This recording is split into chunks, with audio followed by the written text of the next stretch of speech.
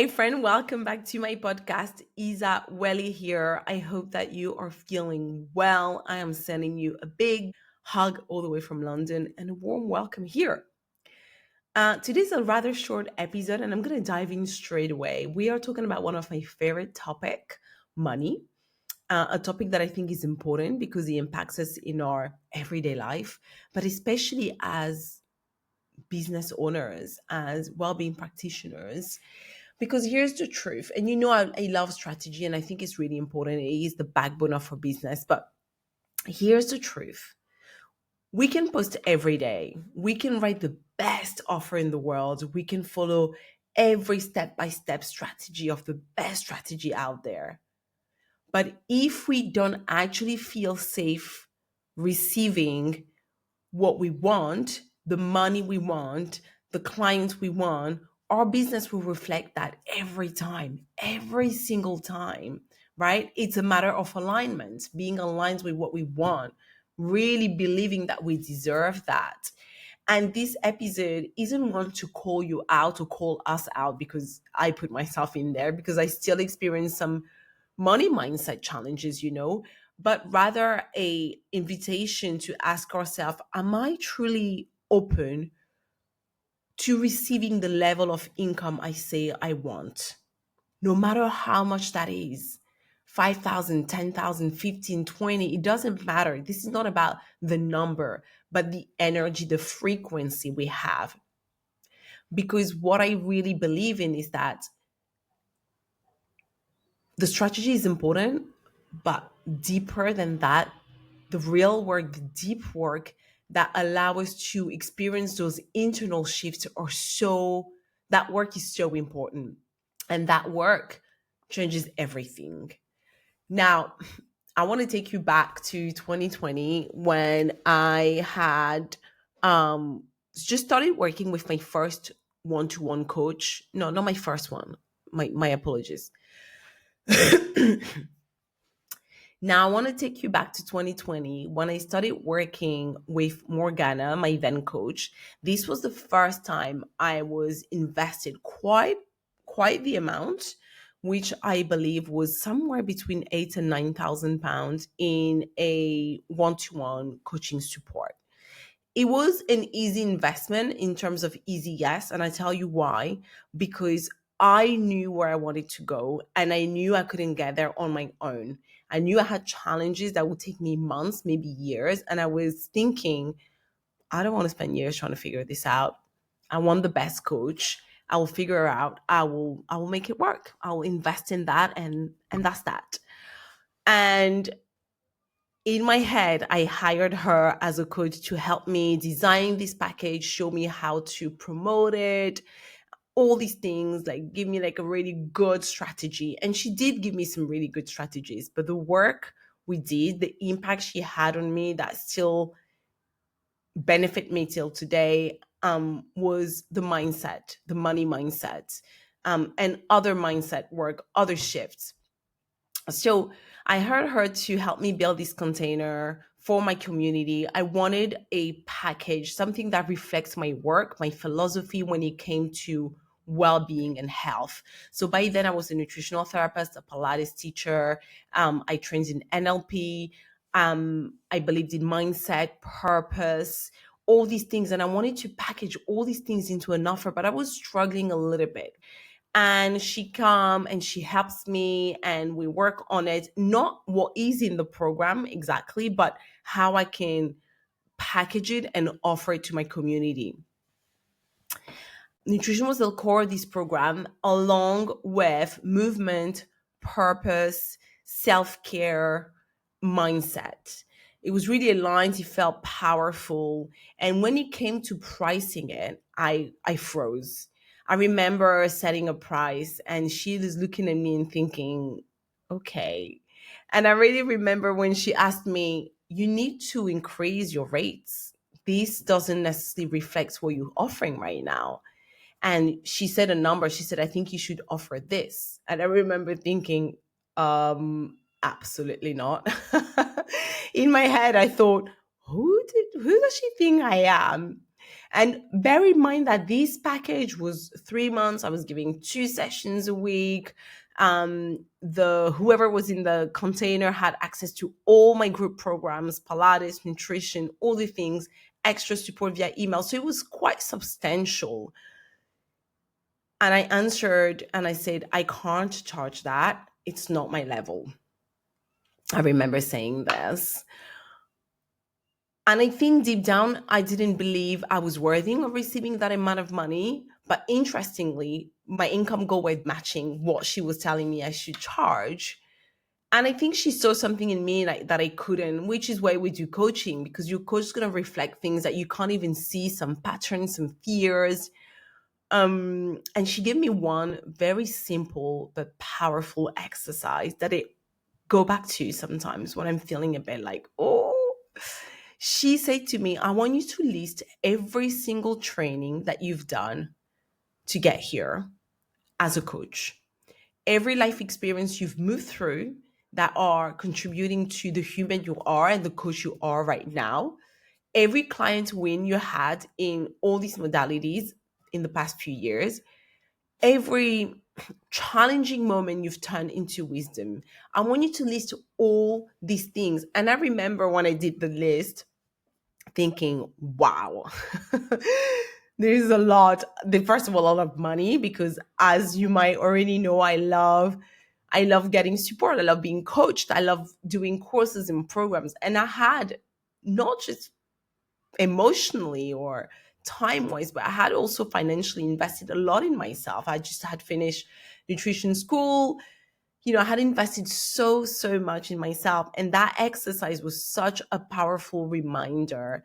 And it really showed me how I was undervaluing myself over, I guess, in a way, overdoing and overgiving. And that was one of the biggest turning point when it came to my money mindset, my money story, because at that point I was stepping into a high ticket. I was stepping into a new level of my income and what I wanted to earn. And those fears came popping through, and I really had to break through certain beliefs. And that was one of the belief, right?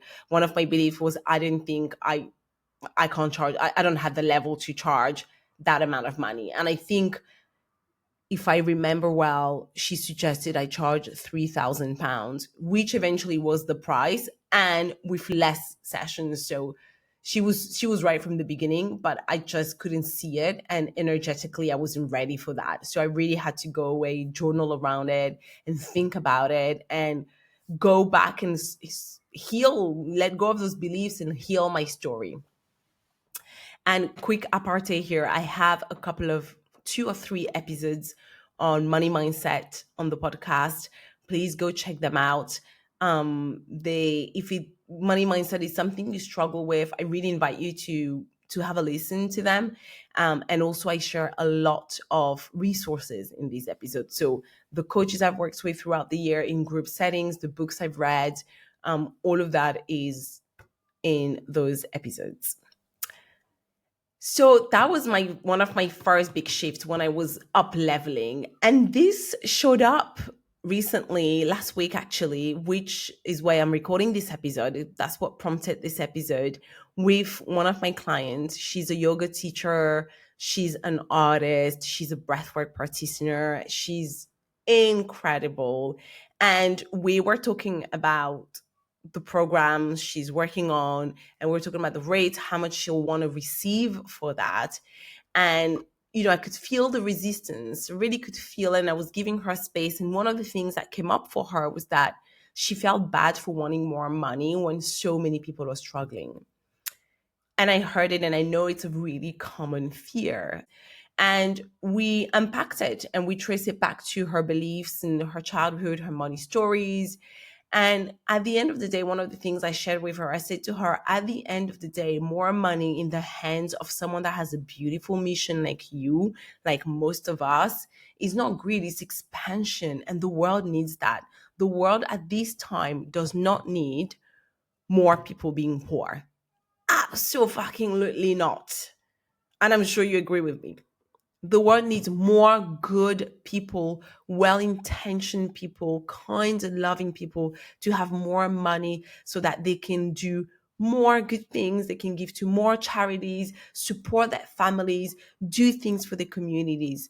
Because that's what money can do. Money can elevate. Money is here to help us serve better, live fuller, support deeper, right? It really is how we see it. It really is how we see it. This is why it's so important for us to work on our deep, deep, deep belief on our money stories. And if you do relate to this, I want to share with you some signs that you might not feel available for more money yet, even if you want it.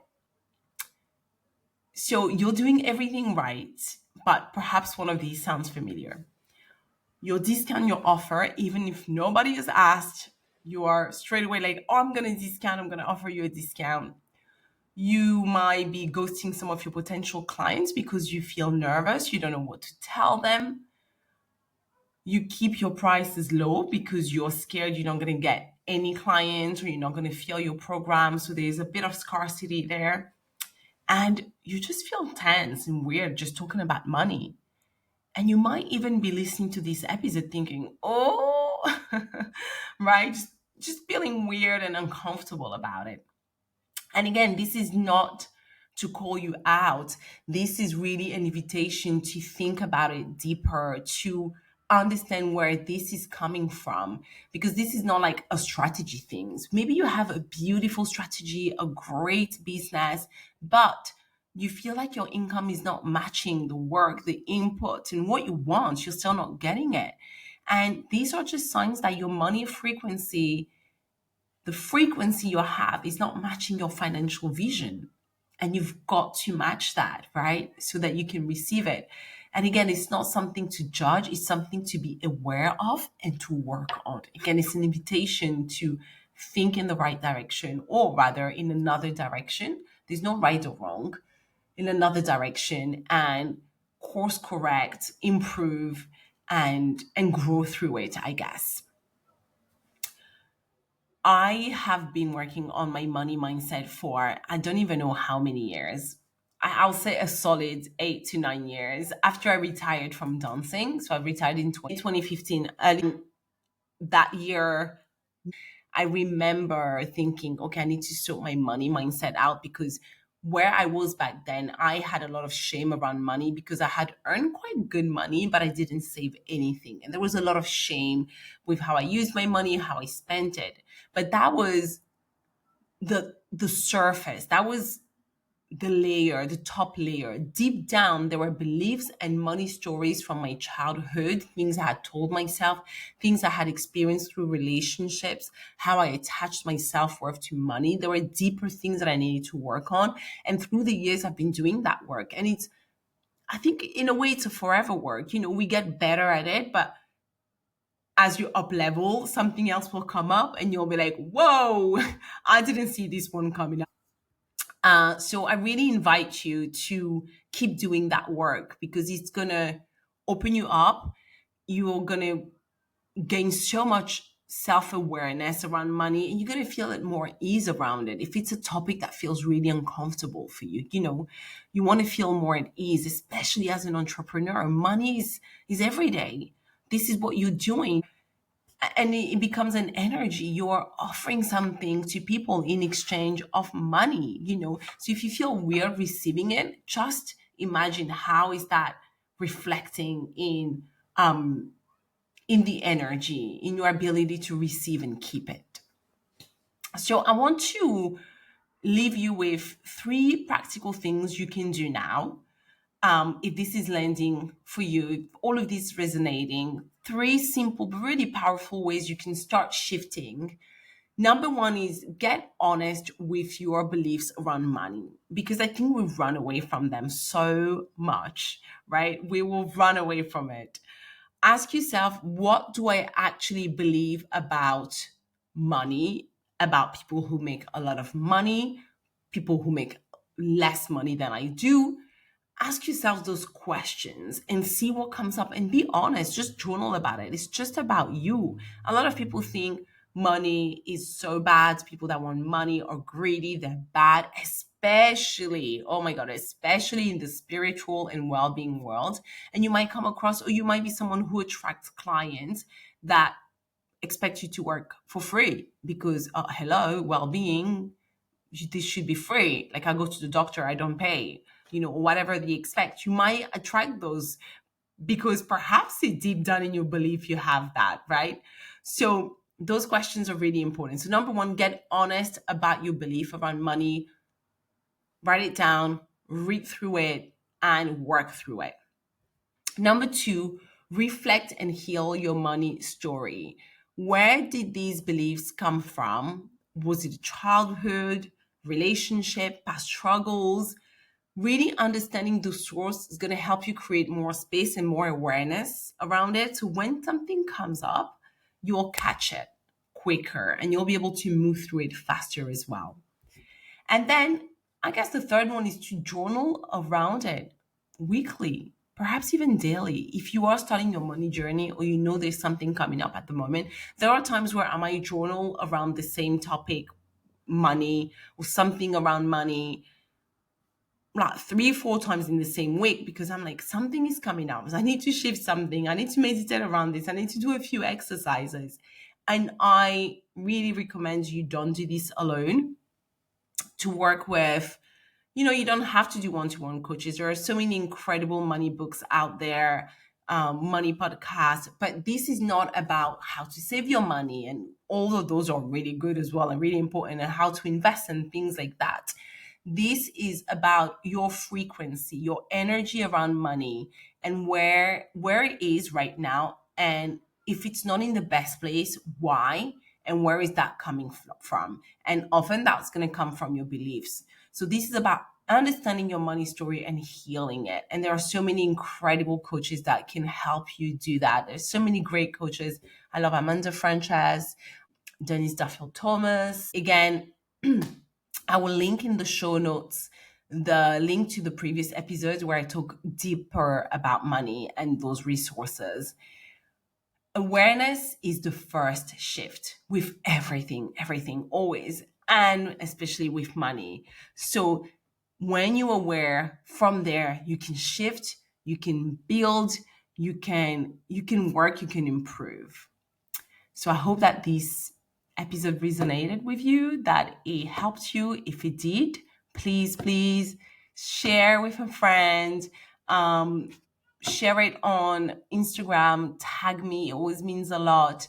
And if you are a well-being practitioner, a soul-led well-being practitioner, and you know that you are ready to up level, you are working to up leveling, you're creating your programs, you want to earn more while creating more impact, I would love to help you. And these are 3 ways I can help you. Number one, I have a free training called How to Build a Profitable Group Offer.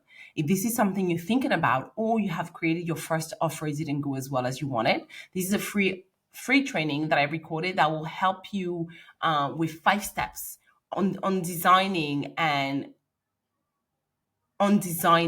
profitable group offer. Number two, my weekly newsletter, again, is free. Every week I share some strategy, money mindset, marketing, no fluff, just some truth, just some grounded practical advice, and also my own experiences and what I'm seeing with my clients and what I'm experiencing myself as a coach. And last but not least, my one-to-one mentoring, if you're ready to go deeper and build something that is sustainable from the inside out. It's going to allow you to earn more, create more space in your life. Email me, admin@Isa-Welly.com, or DM me on Instagram and we can have a chat. Remember that you don't always need to do more. You need to feel safe with more. You need to feel safe with receiving more. And for that, we need to do the deeper work that will then elevate everything and multiply what we can receive. Thank you, and I'll see you in the next episode.